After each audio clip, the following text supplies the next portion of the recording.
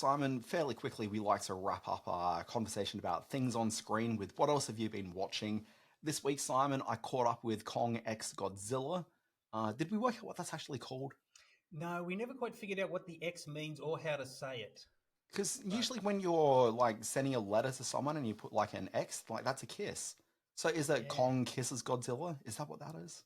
when Harry met Scaly. I did Yeah. that as my letterbox review during the week because I thought it was like a romance of them getting together and nobody responded to it. I thought it was pretty clever. Mm, When Harry met Scaly. yeah. Yeah. What do you think of the Anyway, movie? it's a bit garbage. I was concerned. My concern last week was that the odd ones are good, and no, sorry, the odd ones are terrible, and the even ones are Yes. good. And this is an odd one, and it just wasn't very good. Mm. Like none of it made any sense. Like you Oh, complained definitely earlier, not. saying the podcaster, like, why is he going? And they've just kind of, found an excuse for him. He's got more reason to be there than the dentist that they take Well, with he him. wasn't a dentist. He wasn't just a dentist. Simon, Dan was Stevens' he not? character, Was he not he there to do dental work at the beginning of the film? he was, but he was a vet. Mm. He was clearly made out to be a vet who also does dentistry on large monkeys. But it's, I think his presence needed to be there because he wore a great cravat and he could unbutton his shirt down quite a bit. So he played a very significant role in the plot. Yeah. Okay. Yeah, you got me there. That's fine. All right. Yeah. But anyway, no, the film was just trash. Like, I wanted to find some fun in it, and it just wasn't fun. Okay. All right. Yeah. It was loud though. It, it was loud. I will confirm it is a loud movie. And what was the other thing you've been watching this week?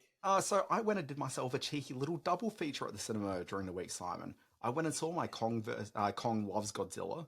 Okay, and then I went and saw the film Lost in Translation because every Tuesday night at the Angelica, they do like classic movies, and this was their Nice. film of the week. How So was it aged? remarkably well, Okay. like really, really well. So this is a film that I probably watch like every couple of years, but I know the last time I watched this one was when I went to Japan because we went to the Awesome. bar in the Hyatt Hotel where a lot of the film is set. In fact, the film's set in that hotel. Hmm. But like we went to the bar and so we enjoyed that, and I discovered that my wife hadn't seen that movie before. So we went home that night and watched it like in our hotel room, which wasn't as fancy as the hotel we were just at. But enjoyable film on the big screen. It plays so well. And do you remember the film particularly well, Simon? Oh, I do. I saw it. Yeah, I saw it in a preview, and I saw it a couple of times since, so I know it very well. Y- I adore it. I still think it's Sofia Coppola's best film. yeah, I think it's her best film by quite a substantial mile. I mean, I think it's better than most films by a substantial mile. I really like it. It just kind of Mm. hits me in all the right ways. But the end of the movie, Simon, this is kind of why I wanted to mention it today, Yep. is the end of the movie famously has Bill Murray whispering into Scarlett Johansson's ear. Okay, and he says something, and the only thing that you hear from them is just both of them at the end saying, okay, okay. But you're not supposed to know what was being said. There's been a lot of Mm. speculation over the years, A lot. and every time I've seen this movie, I've always come at it, and this is one of these things where people come at these things based on like their own life perspectives, whether it's Which is what I actually, think the film wants you to do. yeah, like that's exactly it. But the way I've always watched it was he was someone who, they kept on sort of verging on the idea of this being a sexual affair, and it wasn't. And it wasn't really quite a romance either, but also there was a Mm. sense that it was kind of like a sort of fatherly, paternalistic kind of a thing as well. Like that's Yes. how I always sort of viewed it. And so I always looked at the end as by the end of the movie, the Bill Murray character has kind of got his perspective in order and he's prepared to go home to LA, even though he doesn't strictly want to do it, but he's kind of cleared out the cobwebs a little bit. And he's Mm. prepared to do that. He sees her on the street. He goes out there and says something along the lines to her of, it's going to be okay. Do what's best for you. Either, live your life, make the mistake I made or not, but, you just kind of have to own it. Like, that's kind of what I always thought that he gave. Some sort of just short little sentence saying, you're an empowered person to make a choice, do what's right for you. I always saw that as the thing. But I watching think it this that's a time, I didn't see the yeah. paternalistic viewpoint of it all through the entire film.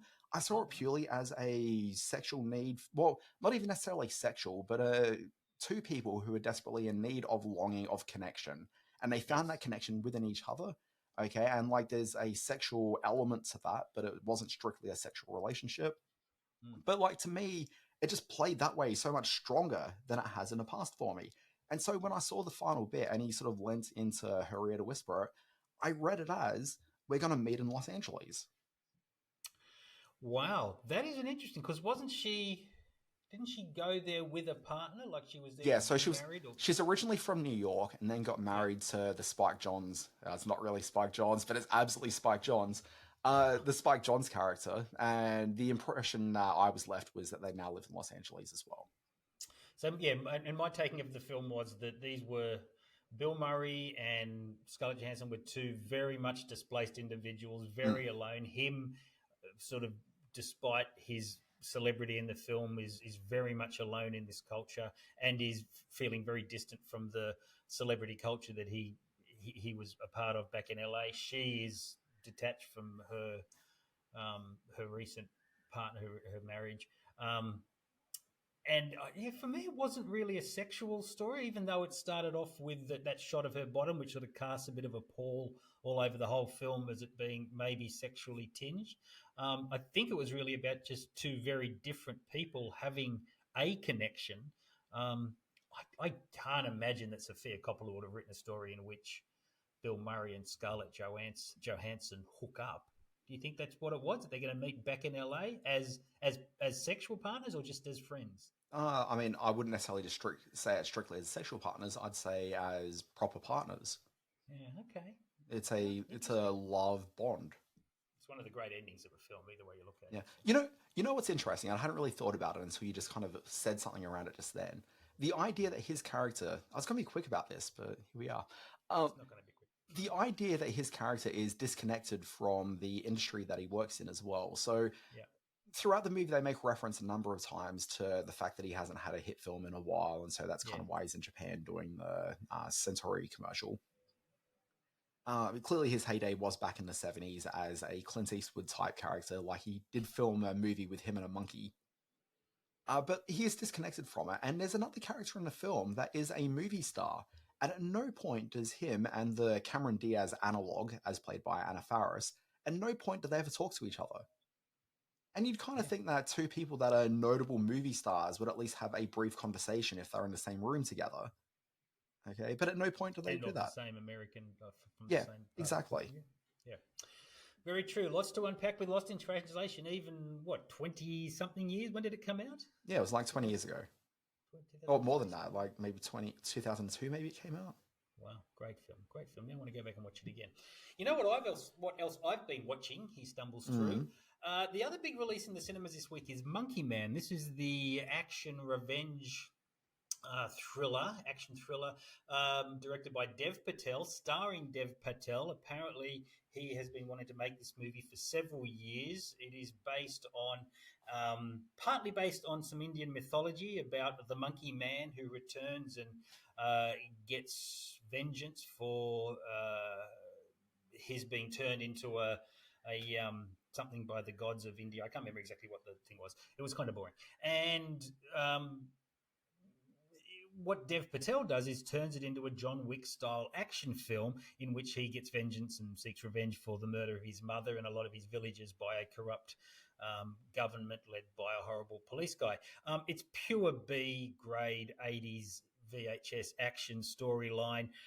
Yeah, it's given a lot of energy by some whizzy whirry camera angles and some kind of goofy looking CGI action moments that are dropped in. I got to admit, it all seemed very thin, despite being a very colourful, very loud, uh, and kind of interesting placing of an American action film in the streets and ghettos and office blocks of India. But I just thought this was a little bit thin on the ground to be a really interesting action film or to be a really interesting vengeance tale. So Monkey Man has had its fans, came out of South by Southwest where it premiered with some critical love behind it, but not from this critic, no way.